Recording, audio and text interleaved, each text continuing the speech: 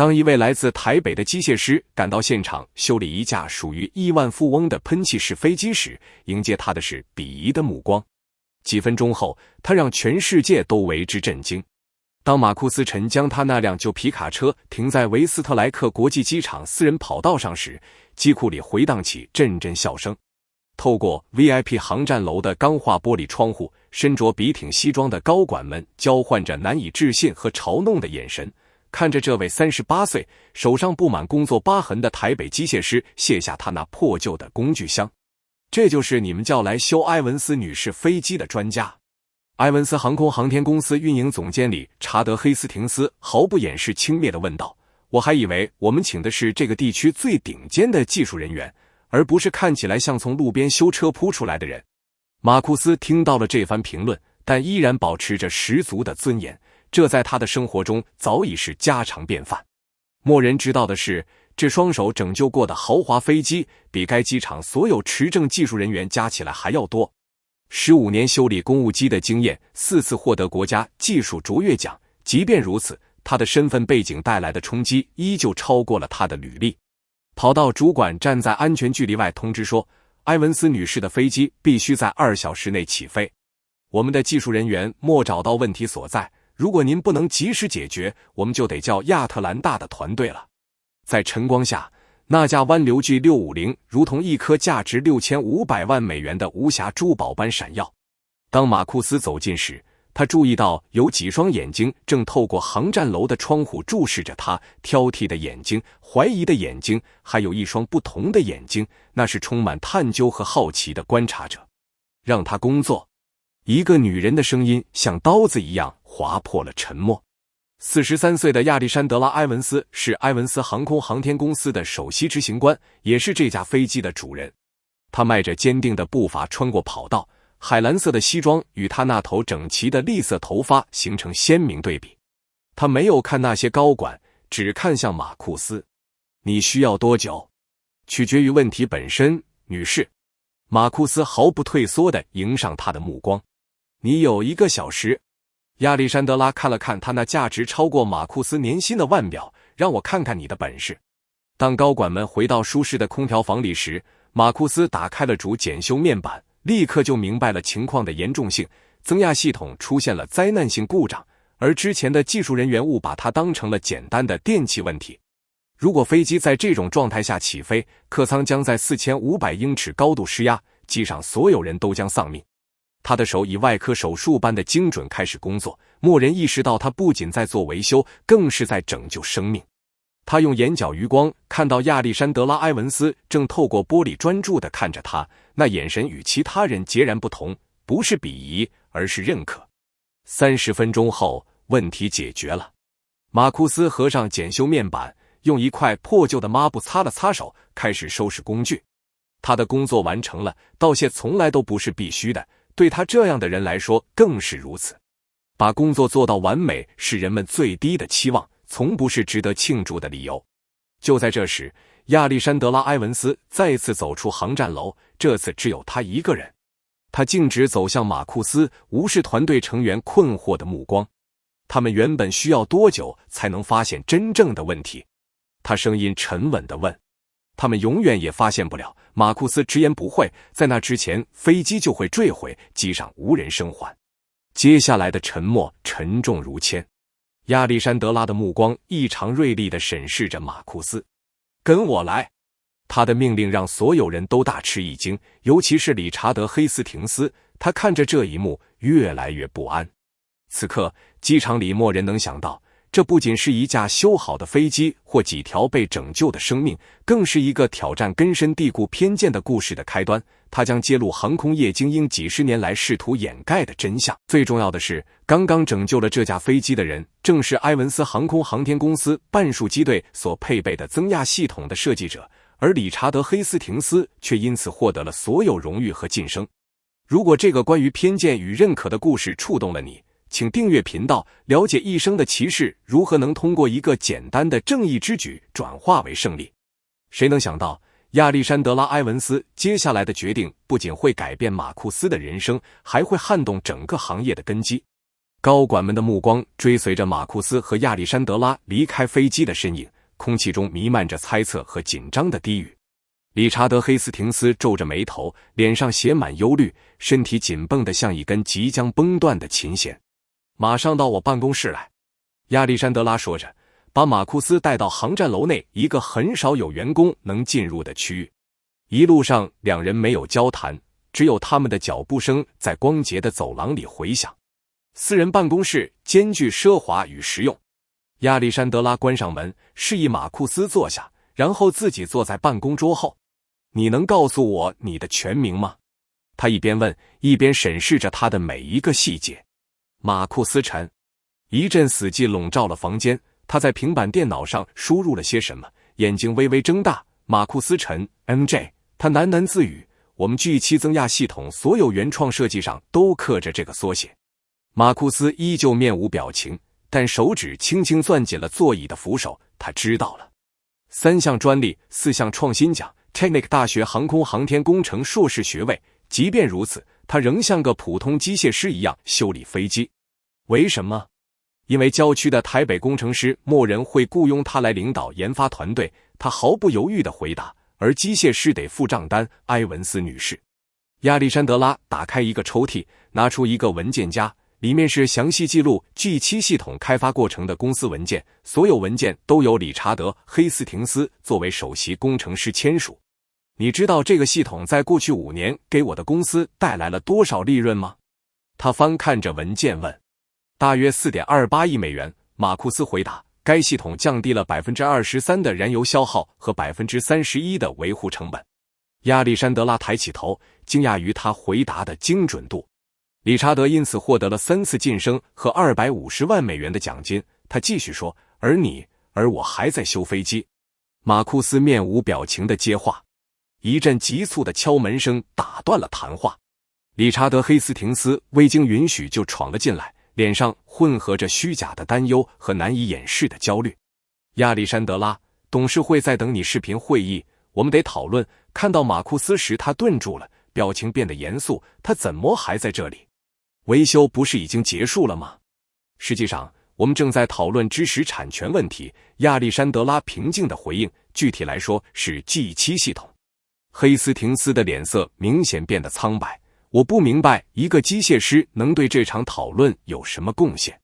哦，这很有趣，亚历山德拉说，因为我这里有 G7 的原始设计图，上面有 MJ 的缩写，而我刚刚发现他们属于5年前在研发部短暂工作过的马库斯·陈。这太荒谬了。黑斯廷斯挤出一个笑容，他只是个助理技术员， G7 系统完全是由我的团队开发的。就在这时，门再次被推开，进来一位中年女性，手里拿着一个比亚历山德拉的文件夹更厚的档案。她是埃文斯航空航天公司的法务总监索菲亚·陈博士。马库斯在公司报道中见过她。抱歉来晚了，亚历山德拉，我得重新核对知识产权记录。他礼貌地向马库斯问好，然后转向黑斯廷斯，眼神冰冷。是的，我确认过了。所有原始文件的电子签名都属于詹宁斯先生，不是你，理查德。黑斯廷斯仿佛被自己的话噎住了，这一定是哪里出错了。他在我的监督下工作，任何微不足道的贡献，微不足道。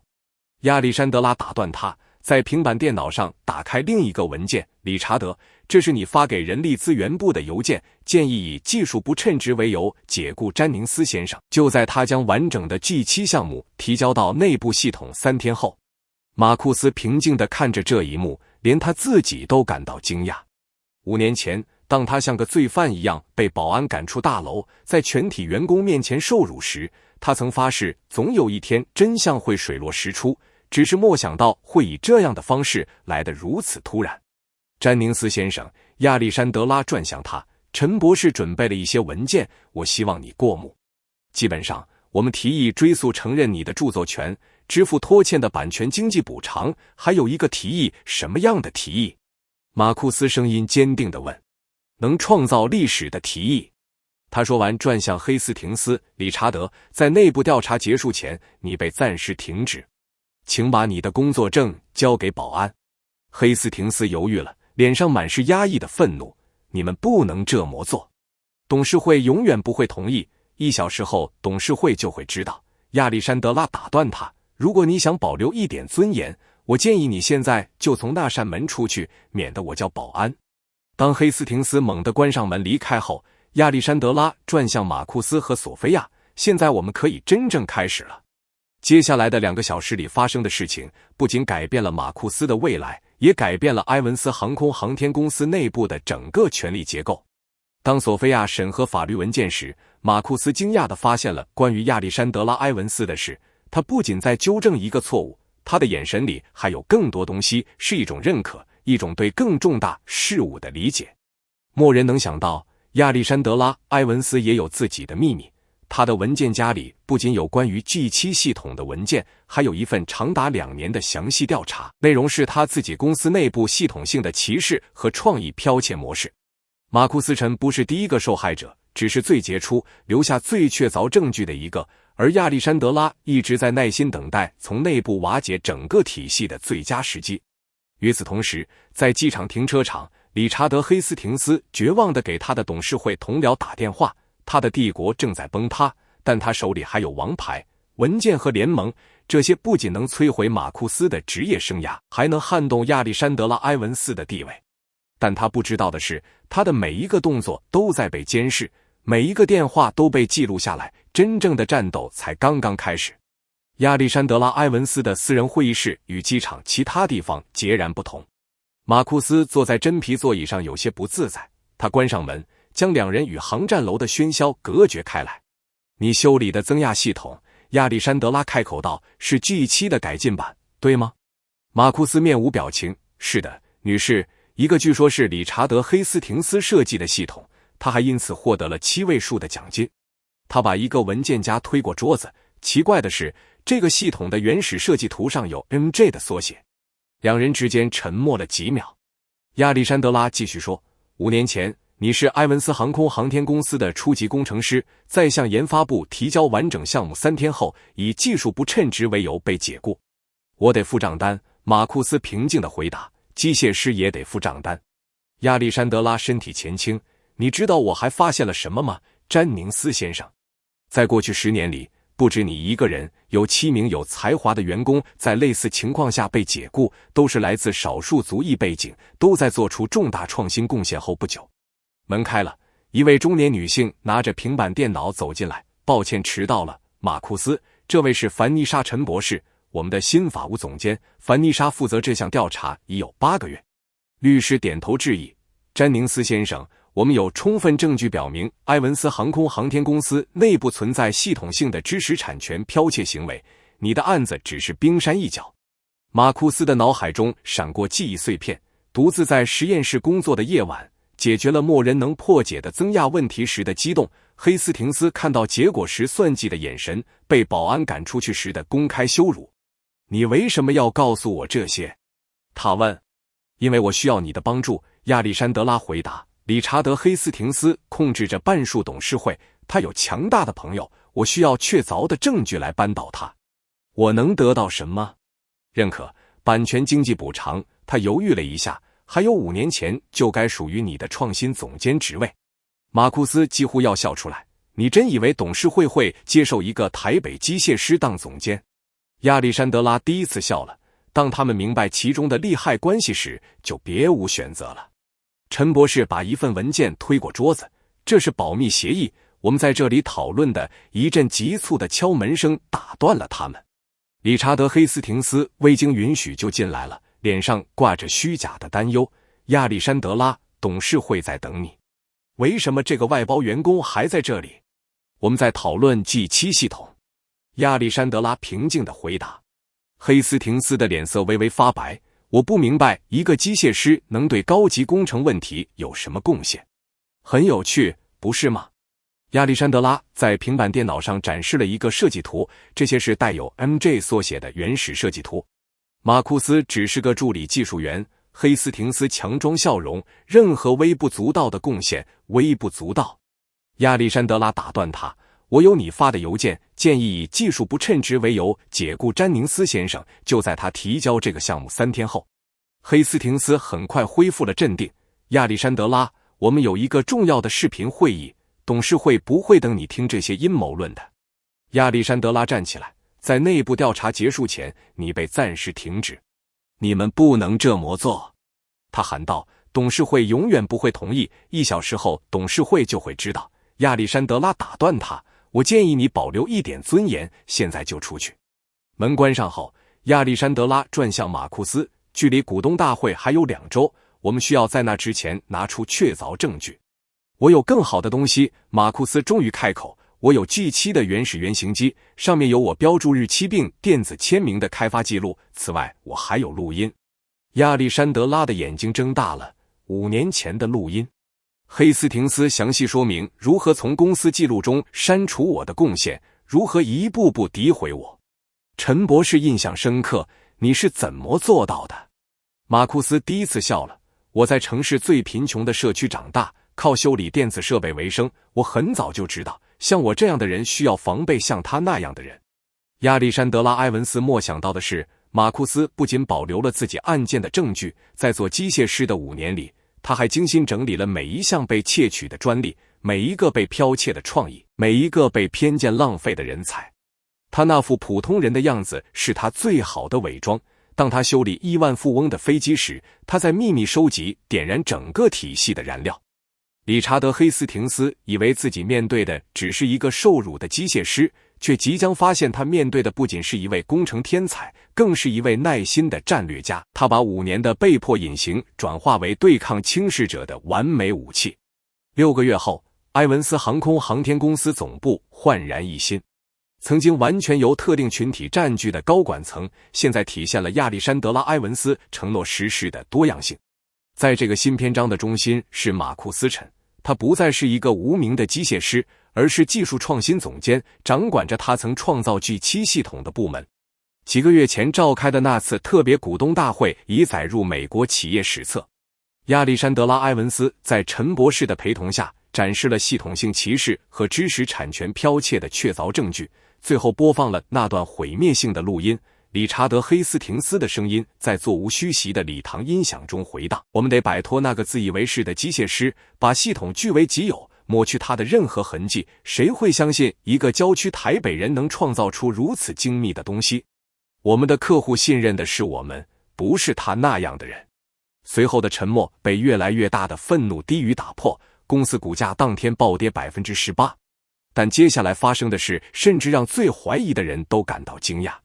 我本可以单独起诉他们，马库斯在接受著名的航空技术杂志首次采访时说，但问题比理查德·黑斯廷斯更大，它是系统性的。马库斯提出并得到亚历山德拉全力支持的解决方案具有革命性，为所有在过去10年里知识产权被剽窃的员工设立识别和奖励计划。更重要的是，设立一个专门面向历史上被边缘化社区的创新基金。至于理查德·黑斯廷斯，他面临多项法律诉讼，专业资格被吊销，名誉扫地。这个曾经在跑道上嘲笑马库斯的男人，现在甚至找不到第3流公司的顾问工作。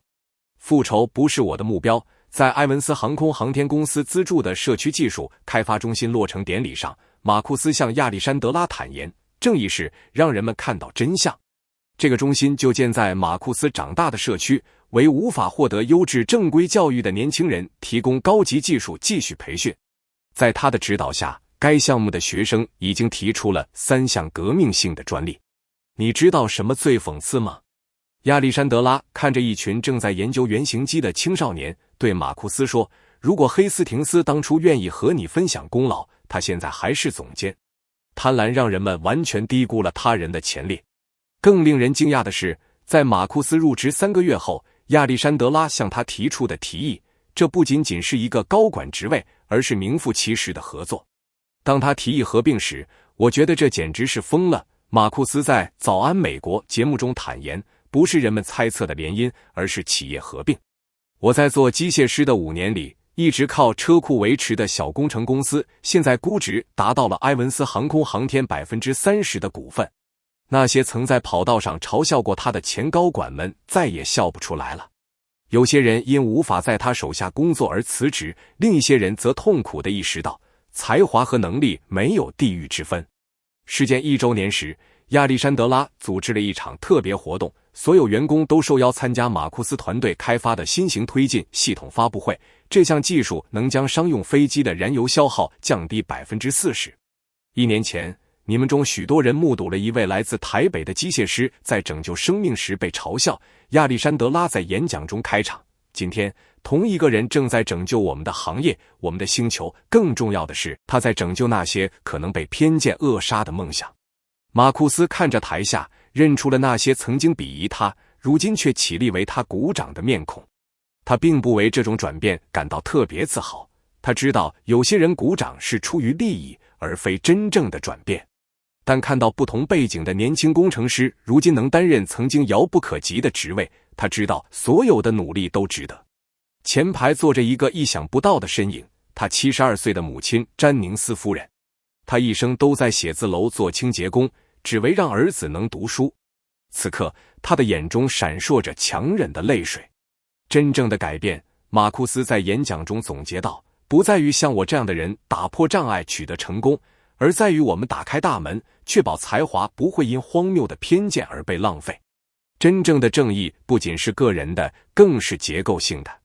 这位从台北机械师成为企业合伙人的故事，激励了整整一代来自边缘化社区的年轻工程师。其他企业也开始效仿类似项目，部分是迫于社会压力，部分是看到埃文斯航空航天在将多样性从口号变为实践后，取得了无可争议的成功。成功并未抹去马库斯一生遭受偏见留下的伤疤，但它给了他一个强大的平台，将愤怒转化为积极的影响力。当他看着社区中心里的年轻学生时，他知道最大的胜利不是职位或财富，而是这些年轻人眼中没有了他背负数十年的疑虑。对偏见最好的回应，从来不只是个人的成功，更是创造一条让他人能自由前行的道路，不再被那些几乎摧毁梦想的障碍所困。如果这个从歧视走向集体胜利的故事触动了你，请立即订阅频道，继续关注其他正义叙事。他们证明了一个基本真理：有时最伟大的尊严之举，不仅是跨越障碍，更是推倒高墙，让后来者不必再为获得公平机会而艰难攀爬。